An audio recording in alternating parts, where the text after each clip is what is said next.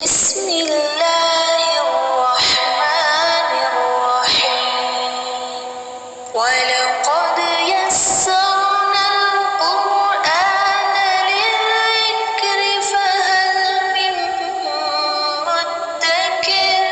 سورہ اعراف سورہ نمبر 7 آیت نمبر 70 میں اللہ تعالیٰ فرماتا ہے قالوا اجئتنا لنعبد اللہ وحدہ ونذر ما کان یعبد آباؤنا۔ انہوں نے کہا کہ کیا تو ہمارے پاس اس لیے آیا ہے کہ ہم صرف ایک اللہ ہی کی عبادت کریں اور جن کو ہمارے باپ دادا پوچھتے تھے ان کو چھوڑ دیں۔ آباء و اجداد کی تقلید ہر دور میں گمراہی کی بنیاد رہی ہے۔ قوم عاد نے بھی یہی دلیل پیش کی اور شرک چھوڑ کر توحید کا راستہ اختیار کرنے پر آمادہ نہیں ہوئے۔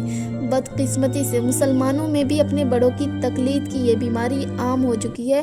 ان کا ایک طبقہ تو وہ ہے جو دین کا کچھ شعور رکھتا ہے اور دینی علوم میں بھی اسے ایک حد تک دسترس حاصل ہے، لیکن اس نے اپنے آپ کو کسی نہ کسی خاص فقہ اور متعین امام کی رائے کا پابند بنا کر رکھا ہے اور اس تقلید کو اپنے طور پر واجب قرار دیا ہوا ہے، حالانکہ سرے سے یہ حکم شرعی ہی نہیں ہے، چاہ جائے کہ یہ واجب ہو۔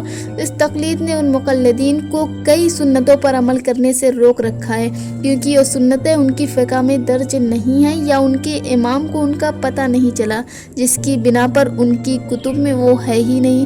ایک دوسرا طبقہ وہ ہے جو دینی شعور اور دینی علوم سے بے بہرا ہے، اس کا تو مذہب ہی رسم و رواج پرستی ہے۔ چنانچہ یہ طبقہ شادی ہو یا مرگ ہر موقع پر جاہلانہ رسموں کی پابندی کرتا ہے اور بدعات پر عمل کرنے کو فرائض و سنن سے بھی زیادہ اہمیت دیتا ہے۔ ان کے ہاں فرائض کا ترک عام ہے، لیکن بدعات و رسومات کی پابندی کا غایت درجہ اہتمام۔ دلیل ان کی بھی یہی ہے کہ یہ کام ہمارے بڑے کرتے آئے ہیں۔ اولو کان آباؤہم لا یعقلون شیئا ولا یہتدون۔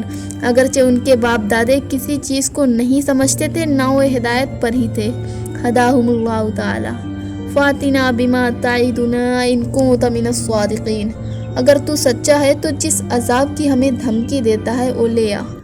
جس طرح قریش نے بھی رسول اللہ صلی اللہ علیہ وسلم کی دعوت توحید کے جواب میں کہا تھا اللہم ان کان ھذا ھو الحق من عندک فامطر علینا حجارۃ من السماء یویتنا بعذاب الیم۔ اے اللہ، اگر یہ حق ہے تیری طرف سے تو ہم پر آسمان سے پتھروں کی بارش برسا یا کوئی اور دردناک عذاب ہم پر بھیج دے۔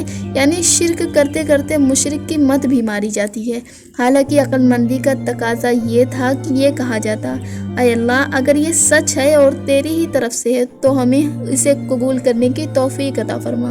بہرحال قوم عاد نے اپنے پیغمبر حضرت ہود علیہ السلام سے کہہ دیا کہ اگر تو سچا ہے تو اپنے اللہ سے کہہ جس عذاب سے وہ ڈراتا ہے بھیج دے۔